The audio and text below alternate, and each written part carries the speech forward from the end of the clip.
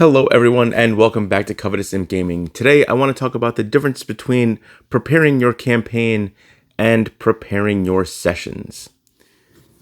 Please like this video if you liked this video, leave us a comment below about the things that resonate with you, hit the subscribe button and the bell so you're alerted to our future content, and check us out on Facebook and Patreon. Those links are down below.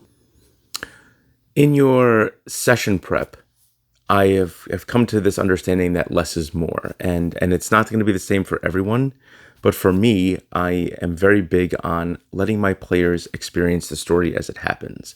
If you write something, you're going to feel obligated to stick to that writing, and it tends to be more railroady as opposed to letting your players experience the world as it is. And obviously you have things that need to get done in your games or in your campaign. Those things have to get done, and you can pepper somebody in that's going to maybe get them back on track. And again, your players might decide that's not what I want to do right now, and I want to focus more on this. And it forces you more into improving. What if my players go here? But on the flip side of all this, everything that you're throwing at your players is new to them. So they're also improving everything that they do, and they're kind of just shooting from the hip with every step of the way. And you just have to be prepared for what they throw at you. So how do you combat this, and how do you prepare for this?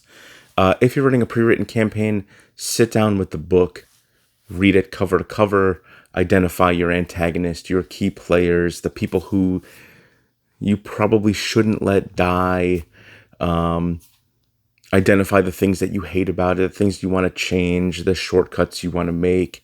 If you're doing milestone leveling, the path to that milestoning, and identify the things that ultimately you want to finish in, or the things you want to accomplish in sessions. If you're writing your own campaign, I strongly suggest you have to identify your antagonist, who is going to be the big bad guy of your campaign, and go from there and work backwards. I sat down with a notebook and just started plugging away names and people and key players and the people I wanted my characters to fall in love with, the people that it would break them if they died or they met their demise or if something horrible happened to them. And I identified the people that I wanted my players to hate. And as you portray these people, because you've planned them out so well, it becomes, it's like mind control. It's second nature that they're going to hate this person or they're going to love this person. Ultimately, this level of preparation early on makes your session prep simple. You should be getting minis together if you're using minis, drawing maps if you're doing like a cave or a sewer or a castle, getting that kind of preparation done and just kind of letting the rest of it flow. Let your players decide, do I want to take option A or option B? And maybe they come up with option C, and all of those, and that level of improv needs to be there. And some people it comes second nature to, and other people it's a learned skill, and it's just something you have to keep practicing. The more you do it, the easier it gets. So one of the important things is ending on a cliffhanger or ending on a transition. If your players decide that you dropped a clue that you hoped they would explore at some point, but they ended up jumping on it and charging headlong into the fray to deal with that problem right now.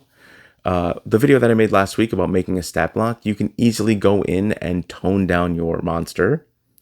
Or if they end up going off on a tangent, they know that this is a problem, but they end up going off on a tangent and doing other stuff and leveling up. You can go into your stat block and bump your guy up, make him do a little bit more damage, make him have a little bit more hit points, and still have that fight be a challenging fight, especially if it's an end of chapter fight. Those should be very hard fights for people, and they should be very memorable for your players. And ultimately, if your players decide, hey, we're not going to go to A, we're going to go to B, you have two choices, really. You can either have B have, if you're writing your own campaign, Village B could have a completely different problem, and that's the problem that they're dealing with this session.